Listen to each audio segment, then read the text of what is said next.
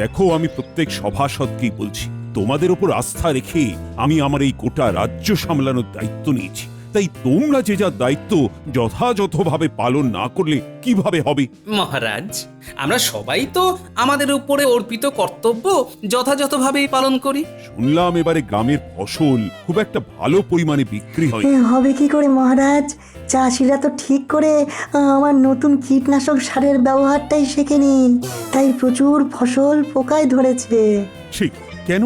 শুনেছি যার উপরে কাজের ভার আরোপিত ছিল সেই কর্তব্যপরায়ণ কর্মঠ মানুষটি নিজে না গিয়ে তার দুই শাগরেদ ওই বটা ঘটাকে পাঠিয়েছিল চাষিদের শিক্ষা দিতে। সে কি মন্ত্রী, তুমি এই কাজটা কিভাবে করলে? নিজে না গিয়ে? মহারাজ মহারাজ বিশ্বাস করুন, এরা মিথ্যে বলছে।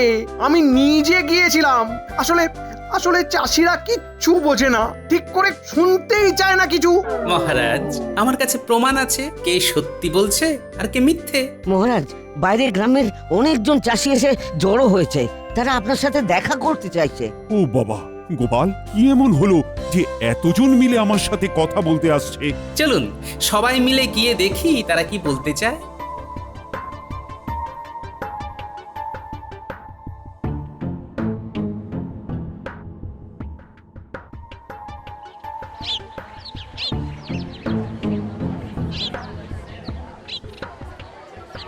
হে আমাদের প্রিয় সকল চাষি ভাইয়েরা, মহারাজ আজকে তোমাদের সকলের কথা শুনতে এখানে হাজির হয়েছেন। তাই আমি সকলকে এই মুহূর্তে অনুরোধ করব যে তোমরা তোমাদের কথা ধীরে সুস্থে মহারাজকে বলো। মহারাজ, এই বছরে ক্ষেতের ফসল খুব একটা ভালো বিক্রি হয়নি মহারাজ, তাই গোটা গ্রাম আমরা খুবই অর্থাভাবে ভুগছি। কত ফসল নষ্ট হয়ে গেছে। দুবেলা খেতে পর্যন্ত পারি না মহারাজ। আমি বা কিভাবে সাহায্য করব বলো? কারণ আমার রাজকোষাগারই তো চলে তোমাদের করের সাহায্যে। আমি তো আর অসময়ে অন্যান্য রাজ্যের রাজাদের মতো অনৈতিকভাবে কর আদায় করি না। আপনি মুখ ফিরিয়ে নিলে মরে যাব মহারাজ। ভাইরা, তোমরা আমাদের 2 দিন দাও, আমরা দেখছি কি সুরাহা করা যায়। বেশ বেশ।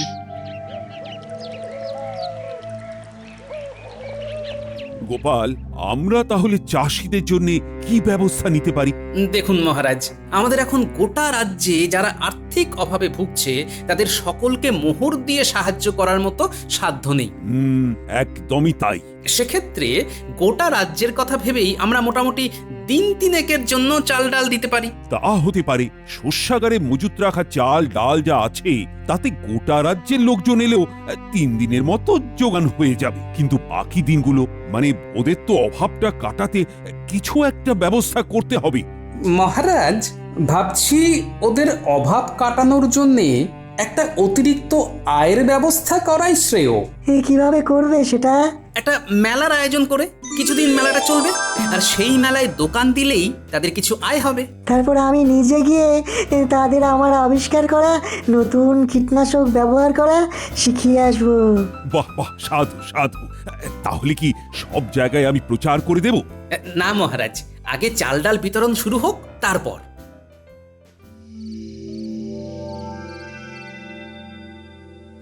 বলছি কি, ঘরে চাল শেষ হয়ে আসছে, চাল আনতে হবে। মেরে কেটে আর 1 দিন মতো হবে হয়তো। হ্যাঁ, সে তো আনতেই হবে। তাহলে বাজারে যাবে যখন তখনই নিয়ে এসো। না না, রাজপ্রাসাদ থেকে নিয়ে আসবো। মানে রাজপ্রাসাদে কি আজকাল বাজার বসছে নাকি? আর 2 দিন বাদেই মহারাজ রাজ্যবাসীর উদ্দেশ্যে চাল ডাল বিতরণ করবেন, তো সেই সুযোগটাই কাজে লাগাবো আর কি। তাহলে একটা কাজ করা যেতে পারে। ঘটা ঘটা একবার নিচে নাকি বেশ কিছু পরিমাণ চাল ডাল নিয়ে এলো, তারপরে দুজনে দুবার করে ছদ্মবেশ ধরে 3 দিন পর চাল ডাল নিয়ে এলে আমাদের ঘরের জন্য কিছুটা রেখে গোটা ঘরটাকে কিছুটা দিয়ে তারপর বাকিটা তো আমি বলছি, আর বাকিটা শহরে বিক্রি করে দিতে বলছো তো? একদমই তাই। তুমি পুরো একদম আমার মনের মতো গো গিন্নি, একদম মনের মতো।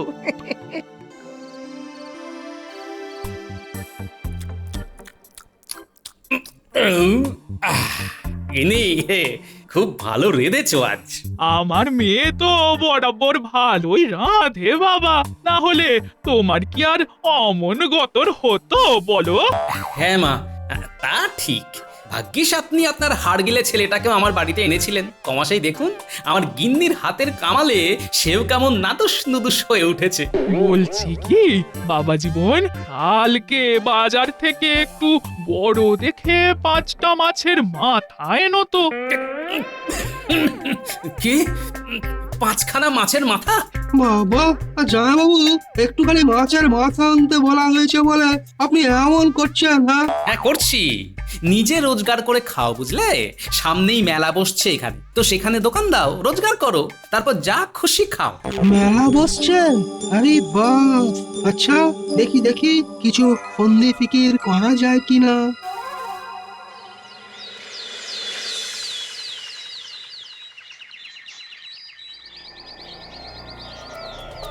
তাহলে তোদের মাথায় ঢুকলো তো প্রথম দিন ছদ্মবেশ ছাড়াই গিয়ে চাল ডাল নিবি, তারপরে 2 দিন 2 ধরনের ছদ্মবেশে তোদের দুজনকে যেতে হবে। হ্যাঁ, খুব কঠিন কাজ নয়, হয়ে যাবে। মন্ত্রী মশাই, মন্ত্রী মশাই আসবো? এ কি তুমি এখন কি ব্যাপার? আগে একটাই মতলবের কথা বলতে এসেছি আর কি। কি মতলব শুনি? এই জামাইবাবুর কাছে শুনলাম গ্রামে নাকি মেলা বসছে। হ্যাঁ, তাতে তোমার কি? বলছি কি ওই মেলার দায়িত্বটা কার হাতে রয়েছে? কেন আমার হাতে রয়েছে? 2 দিন পর মেলাতে দোকান দিতে বলার জন্য আমি নিজে সকল গ্রামবাসীর কাছে যাব। হ্যাঁ, তাহলে তো ভালোই হলো। শুনুন, বলছিলাম কি ওই মেলাতে যারা যারা দোকান দেবে বলে কথা দেবে, ওই তাদের কাছ থেকে না ওই 50টা মোহর নিয়ে আমরা যদি বলি যে ঢালাও খদ্দের এনে দেবো, তাহলে কেমন হবে? হ্যাঁ, মানে মিথ্যে বলে 50টা মোহর নিজেদের জিম্মায় বিনা পরিশ্রমেই আনার কথা বলছো, তাই তো? আরে বাবা হ্যাঁ, কারণ এখন যা পরিস্থিতি, তাতে এমনি আমরা যা বলবো ওরা তাই শুনবে। বুঝলাম। আমরা যদি 20 জনের কাছ থেকেও ছলচাতুরি করে 50টা করে মোহর জোগাড় করি, তাহলে তো বিশাল ব্যাপার। আর এমনিতেই শুনলাম গ্রামে প্রায় বছর 3 পরে মেলা বসছে, সুতরাং ওই লোকজন ভালোই হবে। হ্যাঁ, আর ওরা ভাববে আমাদের সাথে চুক্তির ফলে ভিড়টা হচ্ছে, তাই তো? একদম তাই। দেখেছেন কি সুন্দর বুঝে গেলেন। তবে ওই শুধু লিখিত পরিত ভাবে এই ব্যাপারটা ওই গোপনে রাখার জন্য একটা বন্দোবস্ত করে ফেলতে হবে। হ্যাঁ, হুমকি দিলেও কাজ হবে। বলবো যে এই ব্যাপারটার কথা প্রকাশ্যে আসলেই দোকান পুড়িয়ে দেওয়া হবে। কি জবরদস্ত পরিকল্পনা! আমাদের তাহলে এখন কত কাজ, কত মোহর! না রে হতভাগা, তোরা শুধু চাল ডাল বাগিয়ে আনতেই যাবি। দেখে দেখে শেখ, গোপালের শ্যালক আমার সাথে কয়েক মাস মিশেই কেমন পাক্কা বদমাশ হয়ে উঠেছে।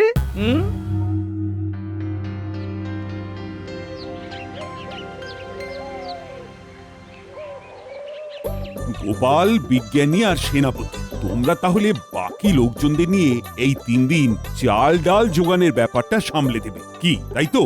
আগে হ্যাঁ মহারাজ। চিন্তা করবেন না মহারাজ।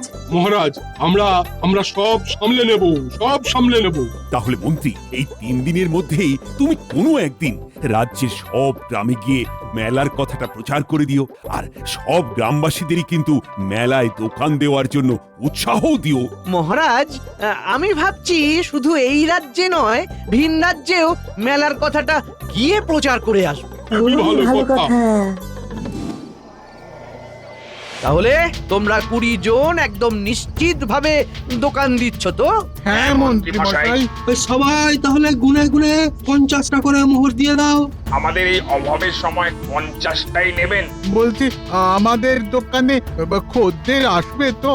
আচ্ছা, তোমাদেরকে কি বলেছি? হ্যাঁ, কি বলেছি? এই যেমন 50 মোহর তোমরা দিচ্ছ, তার বদলে আমরা তোমাদের দোকানে খদ্দেরে এমন ভরিয়ে দেব যে ভিড় সামলে উঠতে পারবে না, বুঝলে? হ্যাঁ, এত মুনাফা হবে যে হিসেব করতে গিয়েই নাজেহাল হয়ে যাবে। তবে হ্যাঁ, মনে রেখো, এই ব্যাপারটা যদি কেউ বাইরে সবার সামনে এনেছো তো তাহলে কিন্তু ঘোর বিপদ। পুরো দোকানটাই না আগুনে জ্বলে ফুস হয়ে যাবে। হ্যাঁ কি তাহলে তোমরা এই চুক্তিতে রাজি তো? রাজি না হয়ে আর উপায় বাকি, গোটা রাজ্যে সকল চাষিদের ভিতরে সব থেকে অভাবে ভুগছি আমরা এই 20 জনই। সেই জন্যেই তো আমি তোমাদের জন্য বিশেষ ব্যবস্থা নিচ্ছি। মনে রেখো, হ্যাঁ মন্ত্রী মশাই যেমন কাজের তেমনই দরদি। হ্যাঁ উনি যা বলেছেন ঠিক তেমনই হবে, আশ্বাস রাখো।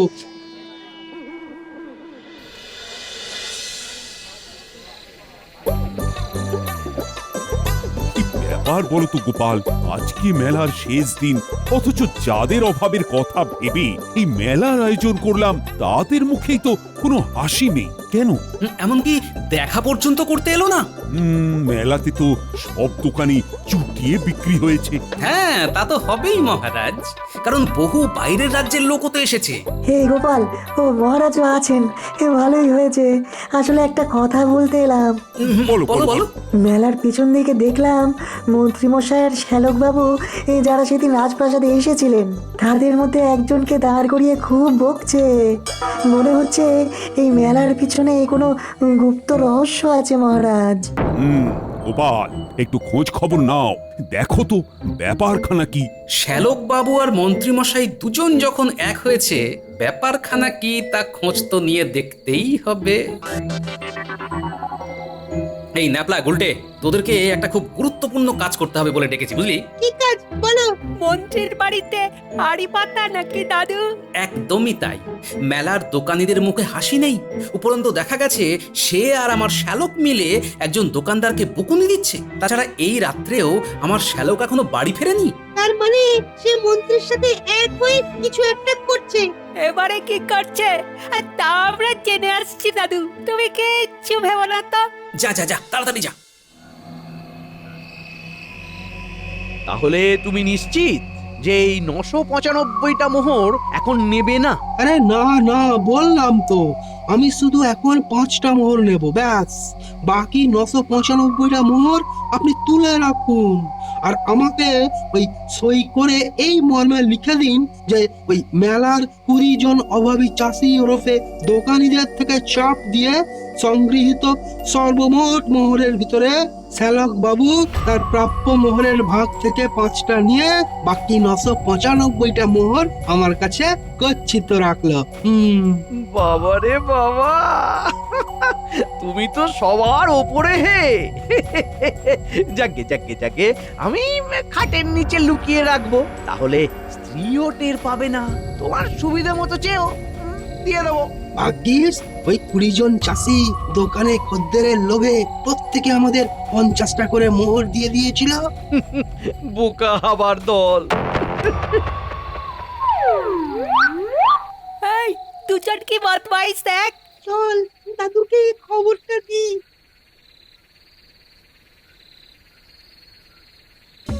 দাদু, ও দাদু।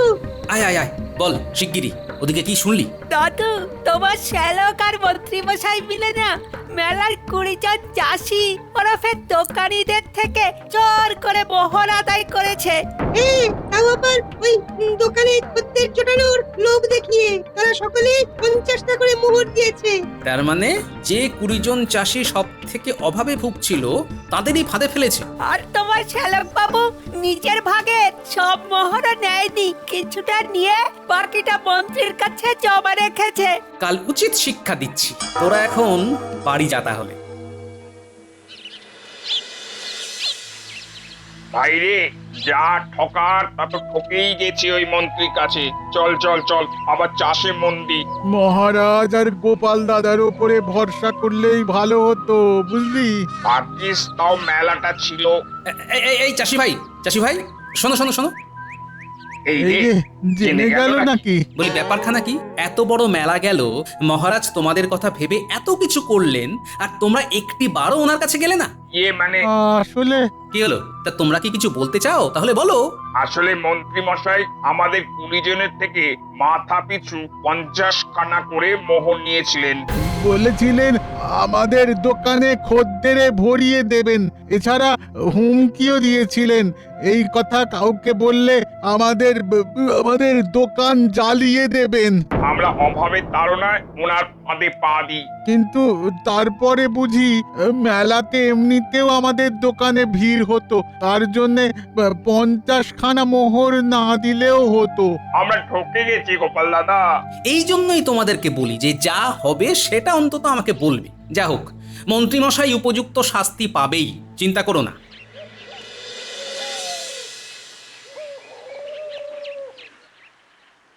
কি বলছো গোপাল, তুমি জাদু দেখাবে, তাও আজই এই ছুটির দিনে?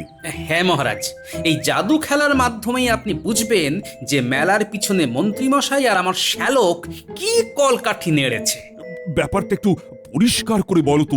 মহারাজ, যে 20 জন সব থেকে অভাবী চাষি আপনার কাছে আর্থিক সাহায্য চাইতে এসেছিল, তাদের দোকানে মন্ত্রীমশাই প্রচুর খদ্দের দেওয়ার নাম করে মাথা পিছু 50টা করে মোহর বাগিয়ে নিয়েছে।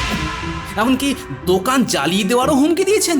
কি বল, তাহলে প্রমাণ করবে কি করে এসব? এমনিতে আমি ওই 2 চাষির সাথে নিজে কথা বলেছি। এছাড়া ওই ন্যাপলা গুলটেও শ্যালক আর মন্ত্রীর কথা শুনেছে মহারাজ। এভাবেই তোমার জাদু প্রয়োগ করবে, তাই তো? হ্যাঁ, আপনি শুধু আমায় 995টা মোহর দেবেন আর পেয়াদা দিয়ে চাউর করে দেবেন যে আজ সন্ধ্যাতে প্রাসাদের প্রাঙ্গণে আমি জাদু খেলা দেখাবো। বেশ বেশ বেশ।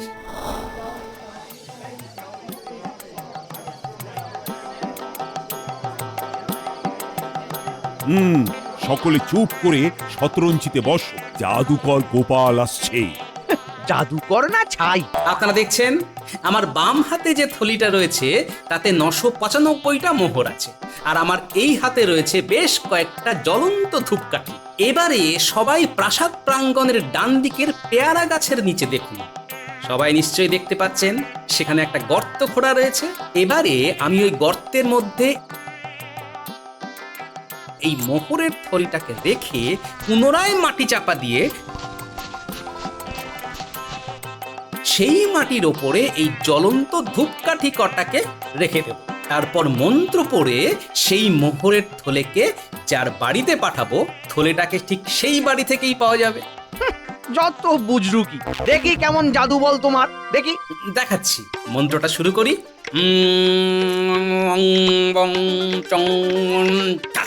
এসব কি হচ্ছে কে জানে? মোহরের থলেটাকে আমি মন্ত্রীর বাড়িতে পাঠিয়ে দিয়েছি।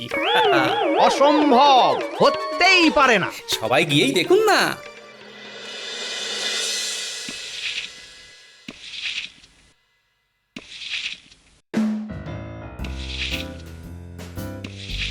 ও মা, খাটের তলে সবুজ কাপড় মোড়ানো, এটা কি?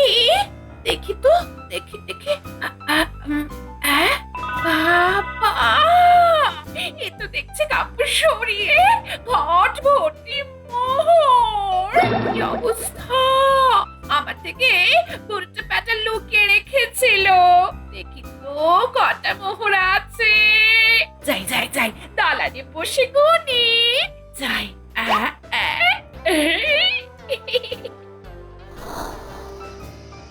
মিচি মিচি আমার বাড়িতে আসা, এসব গোপালের বুজরুকি। সবাই গিয়ে দেখুন না একবার, বুঝলো কি নাকি সত্যি।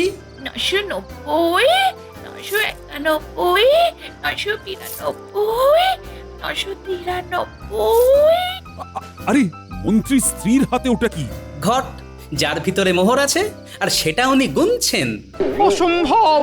এই এই, আরে আরে, তুমি এই ঘরটা কোথায় পেলে? আমি এই ঘট ভর্তি মোহরটা এক্ষুনি ঘর ঝাড় দিতে গিয়ে পেলাম। খাটের তলায় ছিল, কোণে দেখলাম 995টা মোহর আছে। হ্যাঁ। কি মহারাজ, দেখলেন তো আমার কামাল? কি সবাই দেখলেন তো? চুপ চুপ, এটা এটা আমার মোহর। এই যে এগুলো কোথা থেকে এলো? এই যে মন্ত্রী মশাই, মিথ্যা বলবেন না। হ্যাঁ, এই মোহরগুলো আমার, আমি রাখতে দিয়েছিলাম আপনাকে 995 খানা। আমার সামনে ওই সবুজ কাপড় দিয়ে মুড়ে আপনি রেখে দিয়েছিলেন। না, এ মোহর আমার।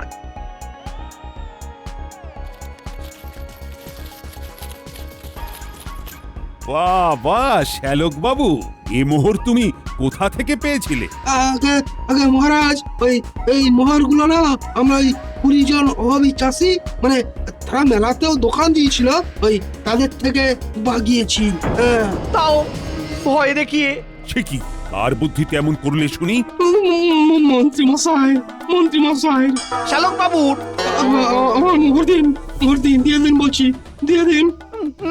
মিথ্যুক পাজি, আরোই দেব না তোকে এই মোহর। আমি আমি আমি কাটলাম।